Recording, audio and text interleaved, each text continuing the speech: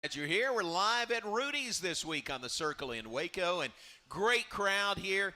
Although they're very quiet right now. Can we hear from you folks a little bit? There you go. There's some good gnat sound behind us, and we appreciate the hospitality here at Rudy's. Glad you're with us tonight. Over the next hour, we'll have a couple of head coaches with us, and beginning with Baylor Soccer coach, join me in welcoming Paul Jobson with us tonight. Paul, welcome to you. Thanks for having me. Appreciate you being here.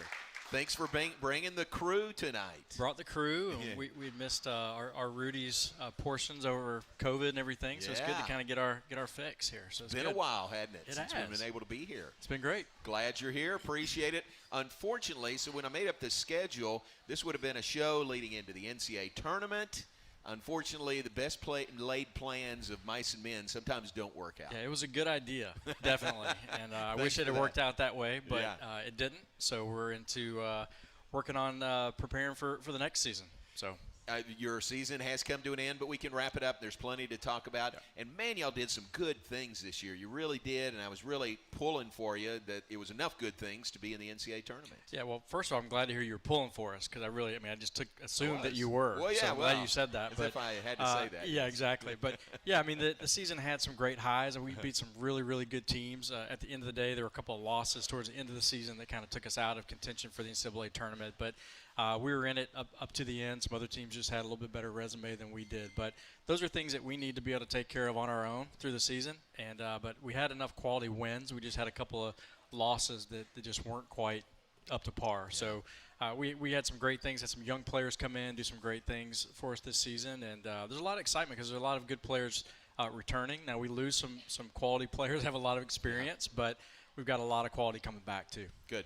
We'll talk about those individuals, and you really had some great individual performances this year. You started out, especially conference, started out like a house of fire. Started 3-0 in Big 12, beat TCU. TCU's moving on into the NCAA tournament. Beat TCU. I was looking for more of a reaction from that. I thought that would get somebody to say exactly. Something. You guys know the Horned Frogs? You guys heard of them? But you really did start out conference really well.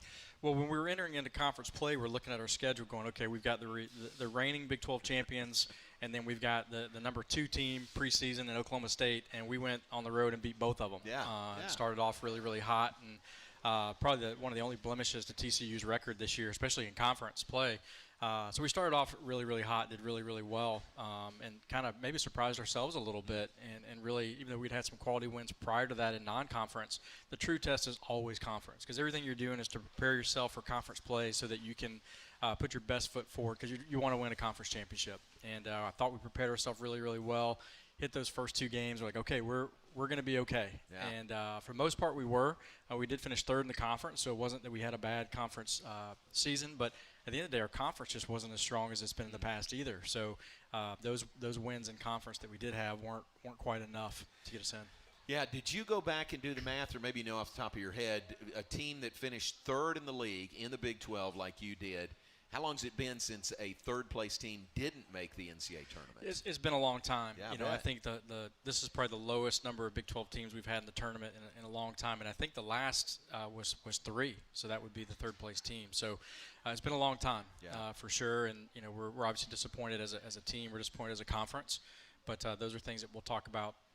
As a team at Baylor, and then we'll talk about as a conference, what are things that we need to do better as coaches for our programs to do the best for our conference to have more representation in the dance at the end of the day. Let's make the point. You finished 3rd in the Big 12 this year after being picked 7th in the preseason, so well done there, exceeding expectations very, very well. Yeah, not a lot of respect from our other conference coaches preseason for sure. We thought we'd be better than that, but at the end of the day, those preseason polls, I love it when they pick us at the bottom. Sure. I'd rather be there at the beginning than at the top and go the other direction. But we knew we had a better team than 7th place for sure. But you got to get out there and prove it, and I think for the most part we did. I think we were better than probably some of the results that we had also, but we knew we were better than 7th. Yeah. And I'm glad that we were able to prove that. I don't know why I remember this, but I do. When the preseason poll came out, I saw Baylor 7th, and I thought, come on, what are you doing? And you know, that's with my limited knowledge about soccer, but I just thought I was really surprised to see that. Yeah, with the players we had coming back, you know, with a COVID fifth year, you know, one of the best goalkeepers in the country, a great center back, a great defensive center midfielder, you know, with tons of experience up the spine of our team. You know, I'm like, how can you put us there? But I was fine with it. You know, again, we got to step out there and prove it that we belong higher, and I think it was a little bit of motivation for some of the girls too. To that lack of respect within the conference sometimes can be a great motivating tool. What do you do now? What's it like at the end of the season? Is there a little decompression time? You go right into recruiting never ends really, but what do you do right now? Recruiting never ends. I mean, we're ramping up. I mean, signing day is today, so as soon as the season was over, and even before it was over, we're ramping up for signing day.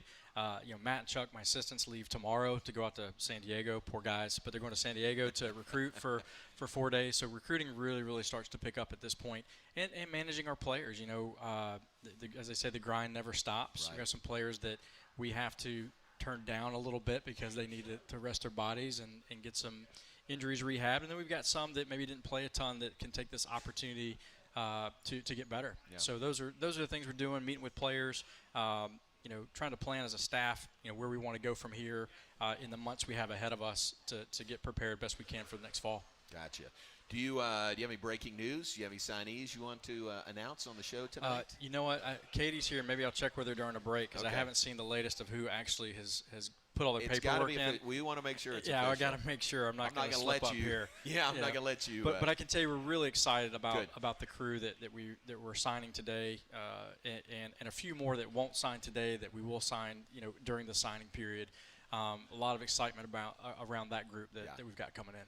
You know what I think it is? I think the plan by Athletic Communications is get the whole group in, then a release goes out. Yeah. So maybe it hasn't come today, maybe it won't come today until you get everybody signed. Yeah, we you know, the new technology of DocuSign and things like that. I think I had a couple girls who had some issues with the DocuSign program, really? so we're some technical difficulties as well. So, but yeah, it's a good crew. Nobody's signing and faxing, are they?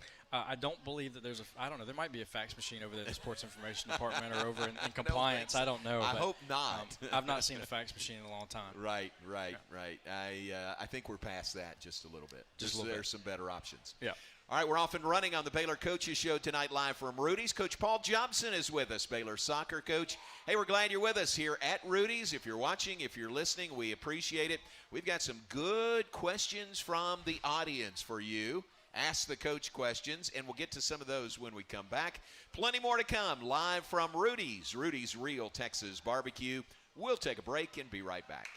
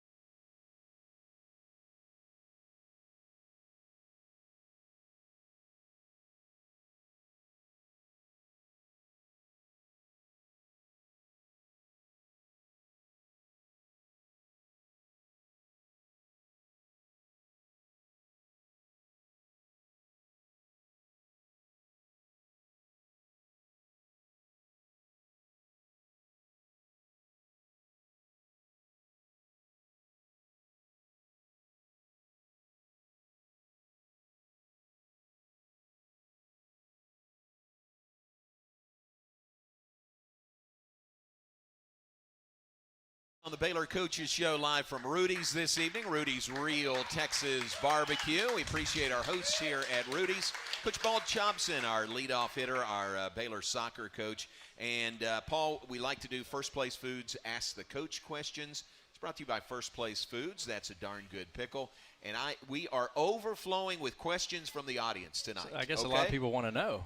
Yes, and that is a credit to you, I think. I'm very mysterious, maybe. That's what it is. And your family, that we have so many good questions here. So let's make sure we have enough time for them. Let's hit them right now. Okay. I'm a little nervous. All right, here we go. You can handle this. Okay. First one, First Place Foods Ask the Coach questions from Lainey. Where's Lainey? All right, there's Lainey right there. She says, when did you start coaching? Lainey, that's a great question. I appreciate that one. Actually, my first coaching duty was when I was in high school. I had parents of some younger kids come and ask me to actually train their kids. Wow. So I guess technically I started coaching when I was, what is that, 15? Yeah, 16, something like did you that. Get paid for that? I did. Nice. I did. And but I didn't actually really start officially coaching until I was in college. So my last year of college, my college coach set me up with a group of, we were in a very small town, a group of boys and girls ages 6 to 12, driving 30 minutes away to play in a U12 league and it was crazy. He's like, hey, if you don't coach these kids, they're not going to be able to play soccer. Oh, wow. So he hit me where it hurts. I'm like, all right, I guess I'll figure this thing out. So that's great. Yeah. Very good. Lainey, that's a very good question. Thank you for that. Here's another one. This is from, is this Gray? That's Gray. I know that kid. Gray. Yeah. His last name's Jobson. Where's Gray? I think we're related. Right there. All right. Gray says, I like this one. What's your favorite sports player? And he says pro. So pro. I'm glad you player, specified right? what that was. Yeah. Good question, Gray. Well, it was a good question, and I think back to my childhood when I really loved pro athletes the most. Right. And I had two. Okay. I think I know where we're going. Okay. One was Pelé. He was one of the best soccer players of all time. Right. Which I know was my son Nash's favorite player. Anyway. And then my second was Dale Murphy. Dale Murphy. Braves fan, Braves. which I just throw that out. Sorry, Houston fans. But Braves are my team. I'm an Atlanta boy by heart. And Dale Murphy was kind of my childhood pro player that I looked up to. What a great guy to look up to. Great man, player, great player. Wore the number 3, which was the number I wore growing up. And honestly, I never played baseball. I'm probably the only American boy who never played baseball. But Dale Murphy was one of my childhood sport heroes. Very nice. Yep. That's great. Good question. Very good. All right, here's another one, and it happens to come from this table, this side of the room as well. It's from Nash Jobson. Where's Nash? There he is. Nash says, who is your favorite kid? Oh, gosh. Well, if you don't know, I have 4, and they're all over there. And I'm gonna quote my mother-in-law, who says that my favorite kid, who's the one that needs me the most in the moment. Oh, how about that? How great is that? She was a sweetheart of a lady, and I took that to heart. And there are moments where each of them are my favorite, and there are moments where some of them are not my favorite. We're going to be honest. But Marcy and I are blessed with some amazing, amazing young men that we're just excited to see them grow up and see what they can do. So we're excited. Very so good. Is that a good cop-out answer? That's a perfect dad answer is good. what it is. Well done. Guys, wave over here. There's the Jobsons over there. Hey, thank you. Good questions. And Marcy is over here as well. Atlanta Braves, World Series champs. I know you enjoyed that run. From where? How closely can you keep up with it? I mean, you're in season. Not very close. Really? I mean, honestly. I think early in the year, I hate to say it, but I think I counted them out pretty early, which probably a lot of people did because they didn't really turn it on until probably mid-late August. Right. And that's when we got going. So you kind of turn on the TV one day and realize, oh my goodness, we got a chance to be in the World Series. And of course, all your friends start calling you from Atlanta and the excitement. And I remember celebrating in '95 when they won the World Series with us. I'm going to date myself, but I was a freshman in college. And that same day, we had won a conference championship.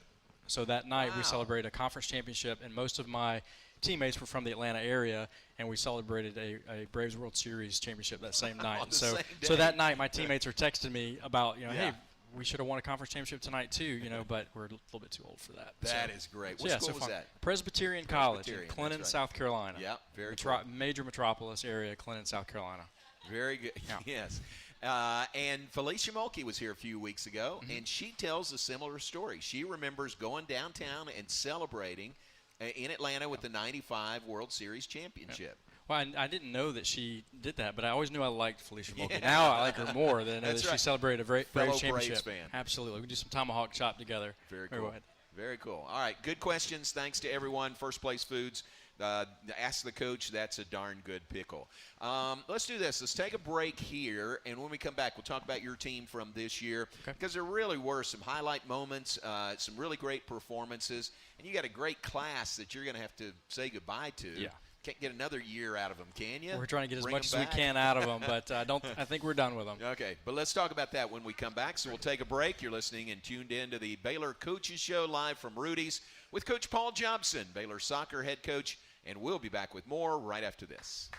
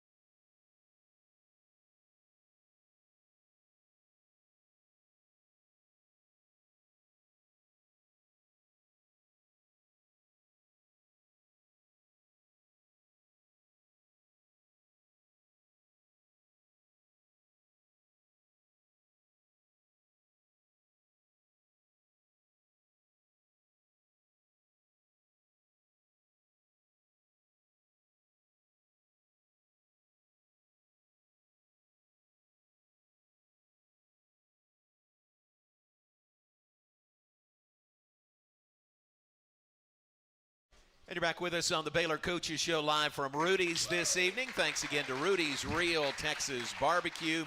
So we like to talk about the Baylor family, and it is a family atmosphere. I know you run your program that way. Faith, football, family. Faith Family Football. Okay, thank you for that. But here, for those of you watching, it's an extra treat tonight. You've got your four boys up here on stage with you. Yeah, I appreciate you guys doing that. Yeah, Them coming up here. everybody. All right, this is Miller. Okay. He's 12. He's our oldest. This is Gray. He's 9. This is Nash. He's 7. And this is Jet. He is 4. Man. So those are the 4. That is the crew. So if you guys ever hear us talking about our crew, this is them. And their amazing mother, Marcy, who everybody knows, who is an amazing coach of this program. So got us rolling. Set it up for me to kind of get going. But yeah, she's the ultimate coach of this crew, and yeah, we're blessed. Very nice, guys. Thanks very much. We'll let you take a seat back over there, okay? Adios, amigos. Yeah, way to go. Watch Good this job. wire. Very good crew. I love it. That is great. All right, your other family is your team, the soccer team this year. How many are you going to lose off this team, and some really high-profile players? Yeah, we always joke that we've got our 4 boys and then we've got 30 young ladies that are our family, and God's given us a good balance. But yeah, we're going to lose 3 that were our super seniors that got an extra year due to COVID, and we were just so excited. First of all, that those 3 wanted to stick around. And it says a lot about the program and the culture and just the crew that we have there. That those 3 would kind of postpone the rest of their lives, so to speak, and understood the opportunity they had to play another year of soccer with our program. So we were blessed to be able to keep them another year, and but we'll lose them. So we'll lose Jen Want, who's our goalkeeper, who obviously came in her freshman year and started. for us as a goalkeeper, which is very hard to do. And we've had 5 great years with her, and she's broken, I think, every great record that a goalkeeper wants to have at a program. We're disappointed that she wasn't ever voted an All-American. What's tough is she came in during a time when our conference was full of really good goalkeepers. Now, in my opinion, she was the best of the best to be in our conference. So we'll miss her for sure. And then in her back line, Sarah Norman, who transferred in here from Texas Tech after the beginning of her career, had some great years here with us, solidified our center backs and our back line for us. And then Allie Henderson, who has been a midfielder for us since her freshman year. So we're not talking about girls that came in and were here for a couple years and rode the pine and then stepped in late in their career. They were girls that came in and made an impact right away, and throughout their career had some major impact, not just on the field but off the field and how we do what we do. And why I feel so good about what's coming is that the legacy that they're leaving behind is very, very good. Yeah. So they've like the girls before them, they've left a great legacy and a great path to follow for those that are coming up behind them.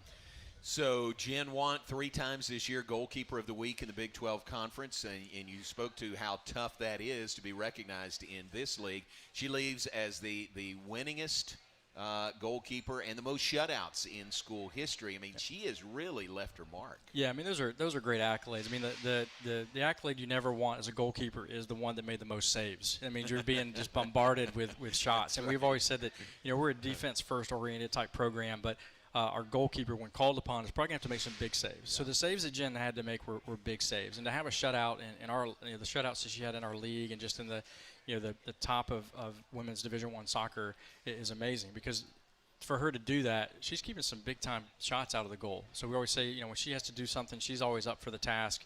And those records, I think, will have a hard time being beaten for a while. One, she had an extra year, but even without that extra year, she sets a pretty high standard. And she would say she was blessed with some amazing defensive players around her that helped her do that. And that's it. And I mean, that's the way you look at it. Goalkeeper is the absolute back line, but that no-goal patrol, it's not just her. I mean, it's everybody else contributing. Yeah, I mean, she's the last line of defense. Yeah. So it's got to get through 10 other players, and we defend from the front to the back. So it's got to get through 10 players before it gets to her. And one of the great things that she would do is she solved a lot of problems ahead of her because she was a great communicator in front of her. But we're excited to see what she does. She's got aspirations to play professionally, and she will get some looks. So we're excited. Her Baylor career is over, but her soccer career is probably just beginning. That'll be fun to watch. Absolutely.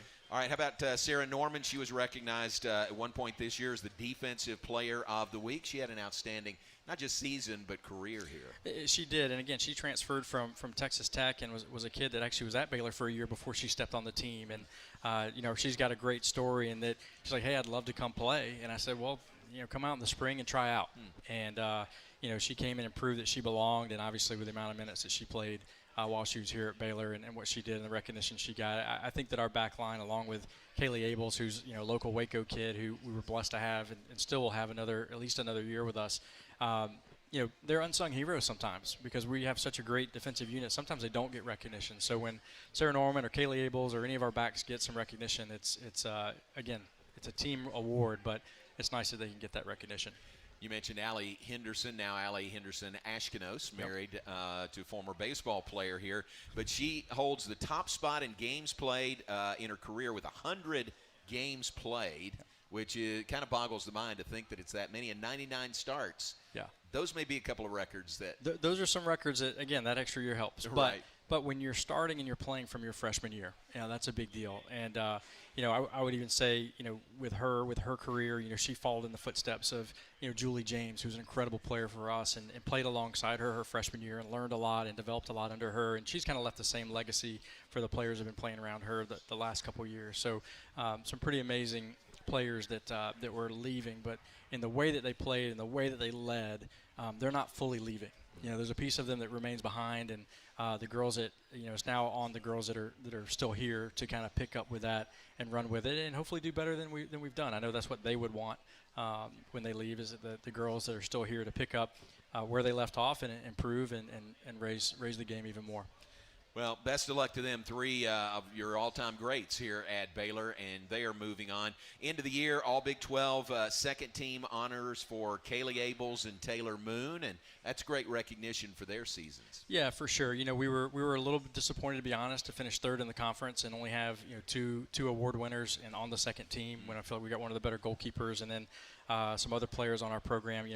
To call it out, we've got a freshman that played on our back line every minute as a freshman in our back line that finished third place and did not make the all-freshman team. So really? we couldn't really figure out why that was. But at the end of the day, our girls don't play for that. As a coach, sometimes you wish that they would get recognized for some of the things that they do. But, again, it's a little thorn in their side, again, as we kind of prepare for next year. And probably we'll get, voted maybe eighth in the league preseason again. And hope just give us as much ammunition as possible as we enter into next season. You finished this year with 8 shutouts. That's an amazing stat.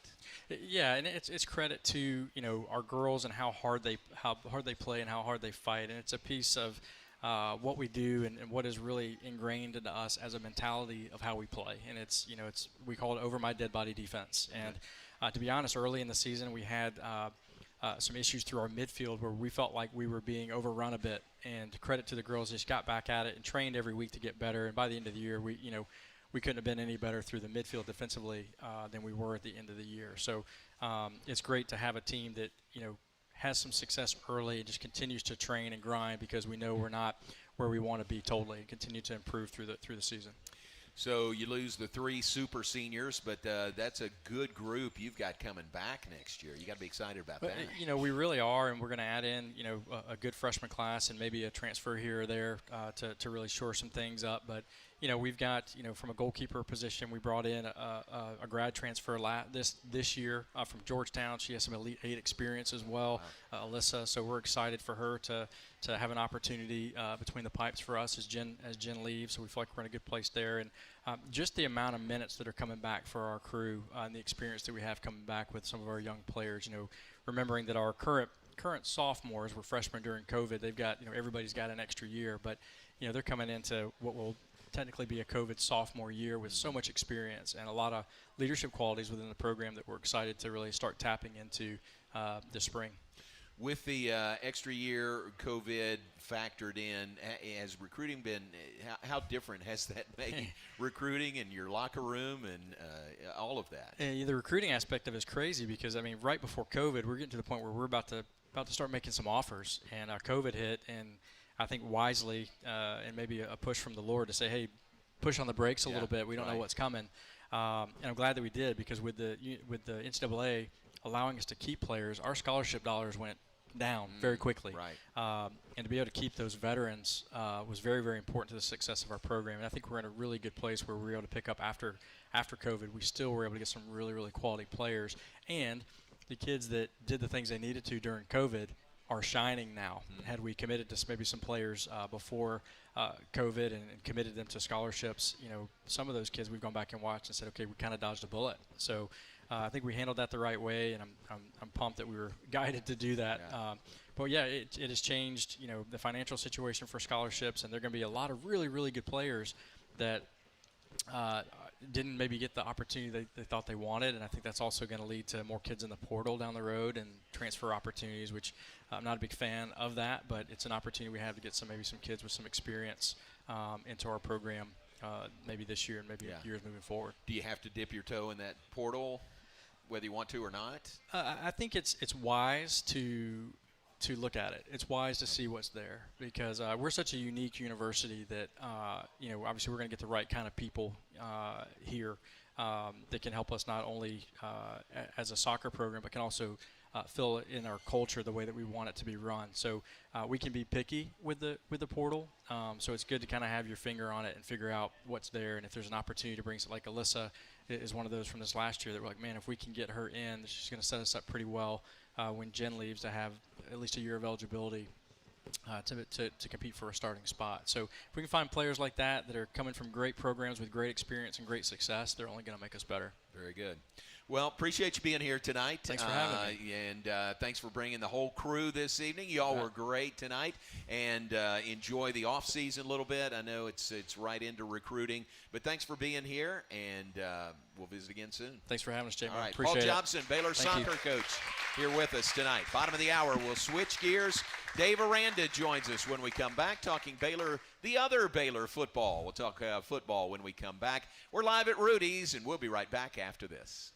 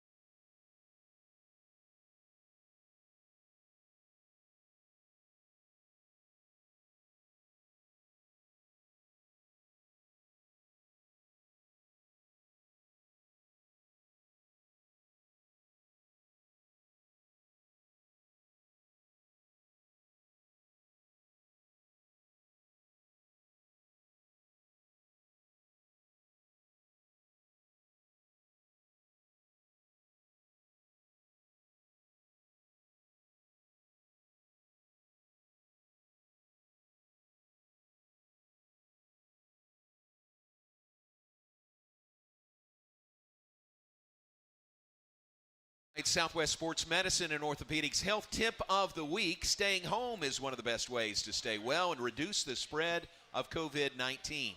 Avoid contact with others, limit unnecessary trips, and have groceries delivered. Find more tips at bswhealth.com/COVID-19. Thanks to Baylor Scott & White, Southwest Sports Medicine and Orthopedics. And as we continue on tonight's Baylor Coaches Show, join me in welcoming Baylor head football coach Dave Veranda here tonight. Coach, welcome to you. Coach Jobson had his whole family here. It'd been great if we had your family up here. We'd put them on TV. That'd be good. But, that would be good. The girls would like that. They would. We'll let you get out of here and get home to your family at the end of the hour. We appreciate you being here. Tough loss on Saturday against a really highly motivated TCU team. Did you see that from them? Yeah. I thought, I look back at that week. I've done that quite a bit, after Saturday's game. And I look back at the week of prep. I look at just the intention, the day-to-day, investment guys were making. And, it felt good. It felt like we were on the right path. And I think, you get to the game and there's plays that we normally make and we don't make those plays. And, they end up making those plays versus us, and then a crowd that wasn't really involved gets involved, and it just kind of goes from there. But the fight that we showed, I think the leadership that we showed, there is, during halftime, what Gary Bohannon did, what Jalen Petrie did, what Terrell Bernard did in terms of rallying, looking guys in the eye, and getting a really unified effort to come back in the third quarter and play complementary football, which has been what we've shown. And so we were able to get that going. I think the running game opened up more in the third quarter, which again has kind of been our thing. Once we do that, then the shot plays open up, and we were able to do that. And defensively, just the struggles with our secondary and our pass rush, which is really, to me, I look back at that game as the most disappointing thing. There was tackling we could have done a whole lot better, but just the lack of pass rush. We play so much zone that we didn't really have a chance in the secondary with the quarterback being able to have as much time as he could. But despite all of that, right, to block a field goal, to pressure a kick so that he misses it, so that we come back against all the penalties and we're in a position to win it, says a lot about our group. There was so much uncertainty going into the game, the coaching change last week and even injuries and who would be available for TCU. Chandler Morris ends up starting at quarterback. Max Duggan didn't play at all at quarterback. And he was pretty, you got to give him credit. He was pretty slippery. And was that part of the issue, just a running quarterback back there and you guys not getting the pass rush you wanted? Yeah, the plan was to be able to be flexible to be able to play both, because one was more of a pocket passer and this one was, we were expecting a lot of quarterback run and quarterback design runs, and so it was, throughout the week we didn't know really who the quarterback was going to be. Throughout the week we didn't know who the running backs were going to be, but that is true more often than not, especially when you get late in the year and injuries and everything else. And so, we had planned for it. And I think it's really just the execution, and that's something I take responsibility for. I think, the pass rush lanes has been a broken record. I think there's so many things that I'm really proud of, whether it's just playing as a team, engaging your teammates so you get to know them as a person outside of just what they do and the job that they have in football, and making an effort to do great in school. I'm there checking classes today. I checked 3 classes today, and so guys are on there. When I walk in, they're in there. They got their book open, their pen in hand. And it's like this, and so I think that's a good message, though, because it's getting, and so I think, I'm so proud of a lot of things, the staffs, I think when there's so much upheaval, I think our O-line have had 5 coaches, and then all of it, so there's a chance to think that we're all orphans, right, and we're in an orphanage, and, I'm going to do my thing, and I'm going to try to get what's good for me, where you want it to be a family. And so you have to go past just football to do that. So I'm proud of that. One of the things that I'm most frustrated by and most kept up at night by is our lack of integrity in our pass rush lanes. That might be number one of all the things that we've really worked to get better at. The one that we have not gotten better at is that. And I think it really kind of came to a head on Saturday. And so you go back to the very first game, there was instances of all of that, And so, we've been working it hard. I think it's been creative stuff so far this week that we've been doing to address it, because we're certainly going to see instances of all of it come Saturday. Do you physically go check classes, check guys in classes? Yeah. Do you? Yeah. What's that like? You look in the window and just see who's there, or do you walk in, or, hey, look, there's Coach Aranda in our class? Yeah, I think I'm recognized more, I think a little bit more now on campus. I think prior, this is just like old man kind of walking the halls. But now I'm recognized a little bit more, but then I usually, the professors will come out, I'll talk with them, and that might be my favorite part, to do that. That's cool. But yeah, and the kids they're there early now, right? And so they make sure to get there. If they don't, we have something called commitment time, and so during the season it's after games. It's from 10 p.m. to 2 a.m. That's study hall, and so if they were to have 2 misses, then they have commitment time on Saturday night, and so they're taking our time, we're taking theirs. So no one wants to be on that or do that, and so it's a good name for it. Yeah, I think all of just the accountability of all of it, and that academic excellence is important, and so you know, I think that's one of the things I'm proud of, and we're working to have our highest fall GPA football's ever had, and so we're right in the thick of it right now. So we're in a couple battles. That's a really important one. So I think we're gonna finish that strong. That's nice. That shows how high a priority it is when you're the one there checking some of those classes. I like that. Coach Dave Veranda is our guest. This is the Baylor Coaches Show. We'll take a break and be back with more in just a moment. We're live at Rudy's, and we'll continue right after this.